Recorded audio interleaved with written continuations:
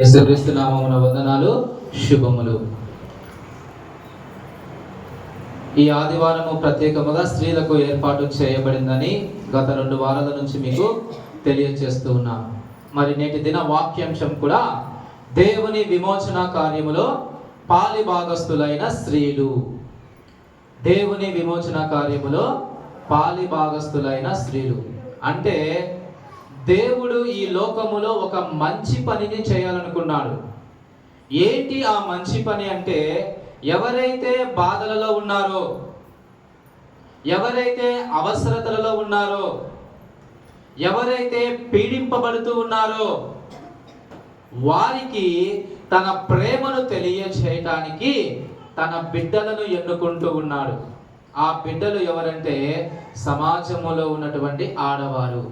మరి లేఖనంలోనికి వెళ్ళక ముందు ఒక చిన్న ప్రశ్న, మైకుందా?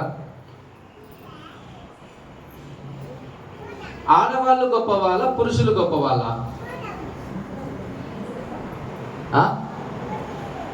ఇద్దరు సమానమే అని ఊరికే చెప్తే సరిపోదు. సరేలే, ఇద్దరు సమానం అంటున్నారు కదా. ఆ బీరువా బయట పెడతావా? ఏమయ్యా, బీరువా బయట పెడతారా? ఒక్కరే. ఇందాకేమన్నారు? ఇద్దరు సమానం అన్నాడు. వాళ్ళు ఒకరు పెడతారు. పెట్టలేరయ్యా అన్న రెడీగా ఉన్నాడు. ఇద్దరు సమానమేనా? మరి సమానమైనప్పుడు మనం గడిచిన దినాలలో మగపిల్లలకు మాత్రమే చదువు చెప్పేవాళ్ళు. ఇప్పుడు కాలం మారింది లేండి. అప్పటి కాలంలో చదువుకోలే. ఏమవ్వా, నువ్వు చదువుకున్నావా? స్కూల్ పోయినావా? ఏడ పంపించారు బాబు అంటారు. అక్కడున్న పెద్దవాళ్ళని అడిగితే నేను పోయినా అంటారు. అంటే వివక్ష. సరే, ఇరువురు సమానమే బాబు, దేవుని దృష్టిలో మనమే ఆ అసమానతలను తీసుకొచ్చినాము, ఒప్పుకుంటాం. సరే, మీ శత్రువులు ఎవరెవరు చెప్పండి? మొదట్లోనే చెప్పేస్తారు. స్త్రీలకు ఈ లోకంలో ఉన్నటువంటి అనేక మంది వ్యక్తులు శత్రువులుగా ఉన్నారు. మొదట ఏంటంటే, తమ తల్లిదండ్రులే ఆడబిడ్డ అని చెప్పేసి వాళ్ళకి జన్మించినటువంటి మగపిల్లవాని కంటే ఆ ఆడబిడ్డకు తక్కువ అవకాశాలు ఇస్తూ ఉంటారు. అయితే దేవుడు వాటిని రూపుమాపి సమానంగా చదువుకునే భాగ్యాన్ని కల్పించాడు. తర్వాత ఉద్యోగము పురుషులు మాత్రమే చేయాలన్నారు. అయితే దేవుడు ఏం చేశాడు? పురుషులతో పాటు సమానంగా ఉద్యోగాలు చేసే అవకాశాలను కల్పించాడు. ఇప్పుడు మనం ఎక్కడికి వెళ్ళినా కానీ, ఎటు చూసినా కానీ పురుషులతో పాటు వాళ్ళు కూడా పని చేస్తూ ఉంటారు. బస్సులో వెళ్ళినా, కారులో వెళ్ళినా, బైక్లలో వెళ్ళినా, ఆఖరికి ఫ్లైట్లలో వెళ్ళినా, ట్రైన్లలో వెళ్ళినా కానీ స్త్రీలు ఆ యొక్క హోదాను తెచ్చుకోవడం జరిగింది. అది కూడా వారు అధిగమించడం జరిగింది. అయితే ఇంకా ఈ లోకములో అనేకమైనటువంటి సమస్యలు ఎదుర్కొంటున్నారు. ఏంటి ఆ సమస్యలు? ఎవరైనా చెప్తారా? మీ దగ్గర మైకు ఉంది. సరే, ఆ సమస్యలు వద్దు బాబు, స్త్రీలు బాగుపడాలి, ఇవి చేస్తే మంచిది బాబు అని ఎవరైనా సలహా ఇవ్వగలుగుతారా? పురుషులు కావచ్చు, స్త్రీలు కావచ్చు. బాబు, నాకు ఇచ్చినటువంటి ఆలోచనతో ఇది, దేవుని యొక్క విమోచన కార్యంలో వాళ్ళకు కూడా దేవుడు అవకాశాలు ఇస్తున్నారు. మరి ఆ దేవుడిచ్చినటువంటి జ్ఞానంతో నాకు ఒక ఆలోచన వచ్చింది బాబు, అది చేస్తే మంచిది అని ఎవరైనా ఇక్కడ కూర్చున్న వాళ్ళు సలహా ఇవ్వగలుగుతారా? పురుషులు కావచ్చు, స్త్రీలు కావచ్చు, ఎవరైనా సరే. ఎవరు మాట్లాడరు? ఒక్క ఆలోచన కూడా లేదా?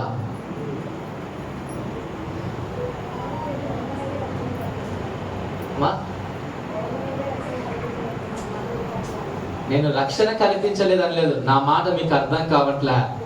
బాబు, ఇక్కడ వాక్య లేఖనాంశం ఏంటి? దేవుని విమోచన కార్యములో పాలి భాగస్థులైన స్త్రీలు.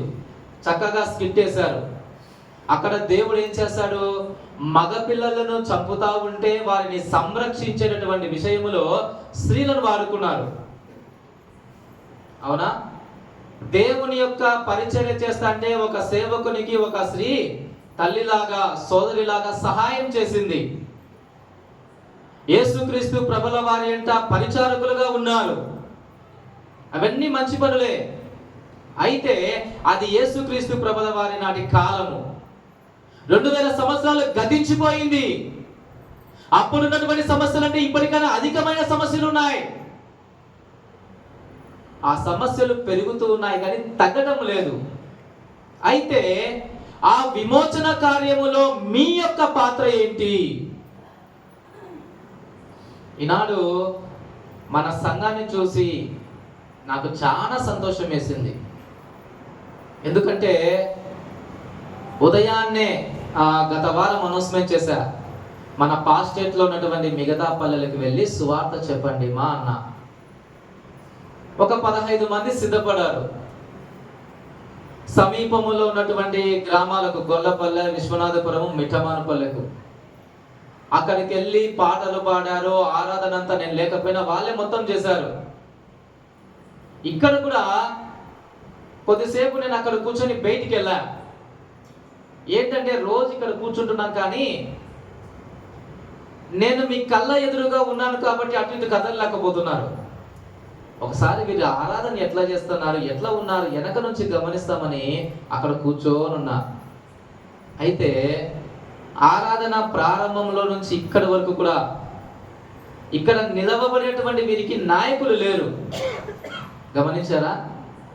అందరూ కూడా కోఆపరేట్ చేసుకుంటూ వాళ్ళకే వస్తున్నారు. వాళ్ళకి అప్పగించిన పనిని చక్కగా చేస్తున్నారు. కొద్దిగా అక్కడక్కడ లైట్గా ఉన్నా కానీ ఆ కార్యములన్నీ ఏం చేశారు? చాలా బాగా చేశారు. బాబు ఇంతకుముందు చేసాంలే బాబు అందుకే అలవాటు అనుకుంటారేమో. నాకు తెలిసి ఇంతకుముందు ఎప్పుడు చేయలే. ఇది సంఘములో మొదటి కార్యం. స్త్రీలు బయటి సంఘాలకు వెళ్ళేసి సువార్తను తెలియచేయడము అంటే ఒక పునరుజ్జీవము మన సంఘములో ప్రారంభమైంది. కేవలము సేవకుడు మాత్రమే ప్రయాసపడుతూ ఆయన మాత్రమే సువార్త చెప్తా ఉన్నారు. అయితే సువార్త జయంతిని జరుపుకున్నాం. మార్కు సువార్త 16-15 అధ్యాయం ఏముంది? మీరు సర్వలోకమునకు వెళ్ళి సర్వ సృష్టికి సువార్తను ప్రకటించాలి. అక్కడ పురుషులను లేదు, స్త్రీలను లేదు. అయితే ఇది స్త్రీలకు ఏర్పాటు చేసినటువంటి ఆదివారం కాబట్టి మన సంఘములో ఉన్నటువంటి వారు కొంతమందైనా, కనీసము 2-3 ఆ సంఘాలకు వెళ్ళి సువార్త చెప్తే చాలా సంతోషం అనిపించింది. కానీ ఆ సంఖ్య రెట్టింపుతో అయిపోయింది. దాదాపు ఈ దినమున 18 మంది ఈ ఆరాధనలో పాల్గొనడము చాలా విశేషత. దేవుడు ఏం చేశారంటే ఆ అవకాశాన్ని మనకి ఇస్తా ఉన్నాడు. అవకాశాలు ఇచ్చేటప్పుడు స్త్రీలు ఎట్లా చేస్తున్నారంటే చాలా పద్ధతిగా చేస్తా ఉన్నారు. అక్కడ గమనిస్తా ఉన్నా, ఆ ఆరాధన చేసేటప్పుడు కానీ, వాక్యాన్ని చదివేటప్పుడు కానీ, ఆ ఒక ట్రైనింగ్ తీసుకుంటే వ్యక్తులు ఎలాగుంటారో ఆ దేవుని ఎడల భయభక్తులు కలిగినటువంటి మీరు ఎట్లా చేశారంటే అంత పొందికగా చేశారు. అంటే దేవుడు ఏం చేస్తున్నాడు? ఆ అవకాశాలను మనకు అందిస్తూ ఉన్నాడు. సంఘములో ఉన్నటువంటి గురువు బాధ్యత కేవలము వాక్యాన్ని చెప్పడం మాత్రమే కాదు. సంఘములో ఉన్నటువంటి వారు కూడా ఏం చేయాలంటే వాక్యాన్ని వింటూ దానిని ఇతరులకు బోధించేటటువంటి స్థాయికి రావాలి. అందుకనే ఈ నేర్పరితనాన్ని మీకు నేర్పిస్తా ఉన్నా. మనము వినేటటువంటి వారము కాము, ఇప్పటి నుంచి కూడా చెప్పేటటువంటి వారముగా ఉండాలి. అయితే ఈ కార్యక్రమాలు చేసేటప్పుడు చాలా అడ్డంకులు వస్తాయని చెప్పేసి అనుకున్నా. కానీ దేవుడు ఎక్కడే కానీ ఏ యొక్క ఆటంకం కానీ కలగనివ్వలేదు. ఆ అవకాశాలతో వాళ్ళు ఈ కార్యములంతా కూడా సంపూర్తి చేశారు. ఇలాగా బాబు స్త్రీల జీవితములో ఇవి చేస్తే బాగుంటాయి బాబు, వీటి గురించి ప్రత్యేకంగా ప్రార్థన చేయండి బాబు అని ఒక వచనంలో ఎవరైనా ఏమైనా చెప్పగలుగుతారా? అర్థమైందా నేను చెప్పింది? ఎవరైనా సరే, యవనస్తులు కావచ్చు, స్త్రీలు పురుషులు కావచ్చు, ఆ విమోచన కార్యములో స్త్రీలకు ఇంకా ఈ అవకాశాలు కల్పించండి బాబు అని ఎవరైనా అది మైక్లో చెప్పండి. నాకు ఒక్కరికి వినిపిలే, అందరికి ఇంకేం ఇస్తుంది?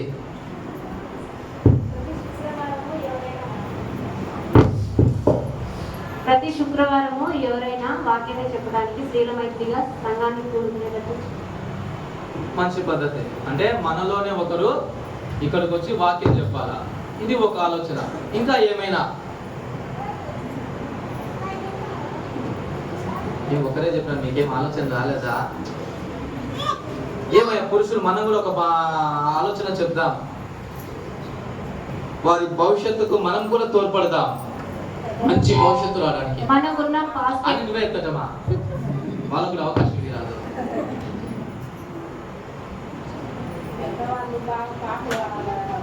పెద్దవాళ్ళు బాగా నేర్చుకొని పాడాలని. మరి శుక్రవారం రోజు మీరు ఏం చేస్తారంటే, స్త్రీలందరూ కూడుకుంటారు కదా, ఆ కూడుకునేటటువంటి సమయంలో పెద్దవాళ్ళు ఎవరైనా ఆశ కలిగి ఉండి వస్తే వాళ్ళు ఆ పాటలు నేర్పిస్తారు. ఆల్రెడీ వస్తాయి. అయితే మీరు కూడా పాటలు పాడాలని ఆల్రెడీ అవకాశం ఇచ్చాం కదా, ప్రతి ఆదివారం కూడా ఒక ప్రత్యేకమైన పాట పాడమని. ఒకవేళ మీరు ఇంకా పాడతారంటే ఇద్దరు ముగ్గురుగా సిద్ధపడండి. ఆ పాటలు పాడేటటువంటి సమయంలో కొద్ది సమయాన్ని ఇచ్చించడము, లేదా 7 గంటలకు ప్రారంభమయ్యేటటువంటి వాటితో సిద్ధపడేటువంటి వారికి అవకాశం ముందు ఇస్తారు. ఏమా? మంచి ఆలోచనే. అప్పుడు పాడేటటువంటి వాళ్ళు అనేక మంది వస్తారు. వాక్యాన్ని చెప్పడము, పాటలు పాడటము, నీకేదైనా నచ్చ పక్క వాళ్ళకి చెప్పి వాళ్ళతో చెప్పి, ఇంకా నీకు లేదమ్మా చెప్పండి. ఇంకా ఏం చేస్తే బాగుంటుంది?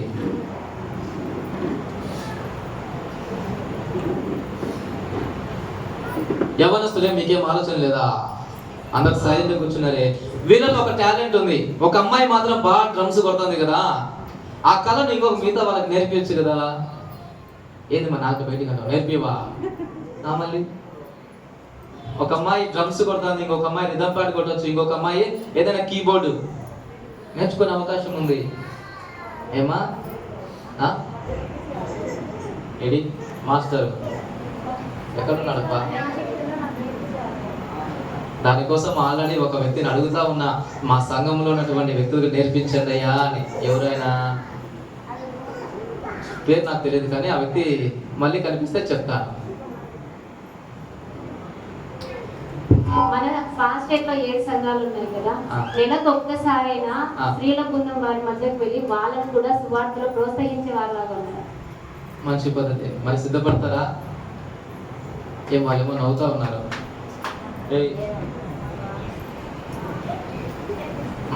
మాకైతే ఆశ ఉంది బాబు, సమీప ప్రాంతాలకు వెళ్ళాలని. ఇది ఒక మార్గం లాంటిది. అంటే వేరే ప్రాంతాలకు వెళ్ళేసి, వేరే చర్చిలకు వెళ్ళేసి వాక్యం చెప్పడం.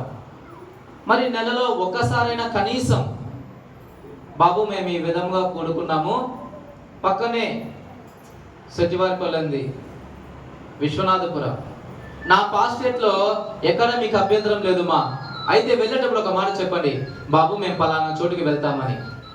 ఒకవేళ మీతో పాటు నేను కూడా వచ్చే అవకాశం ఉండొచ్చు, లేదా అక్కడ పరిస్థితులన్నీ కూడా సమకూలపరచవచ్చు. మంచి పనే.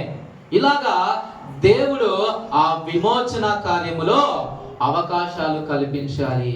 ఇదేనమ్మా దేవుని యొక్క ఉద్దేశము.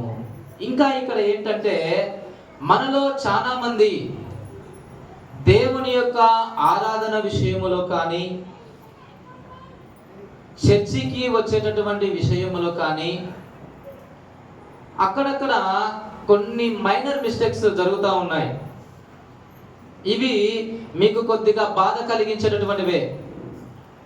ఇది మన తల్లి సంఘము. నీ విశ్వాసానికి పునాదులు నేర్పించింది ఈ సంఘమే. కానీ మన సంఘమును మనం ప్రతిరోజు ప్రతి ఆదివారం కూడా దేవుని యొక్క సన్నిధానములో గడపటానికి తీర్మానం చేసుకోవాలి. కేవలం నీ ఒక్కదానివి మాత్రమే కాదు, నీ కుటుంబంలో ఉన్నటువంటి వారందరూ కూడా. అక్కడ ఐగుప్తు స్త్రీలు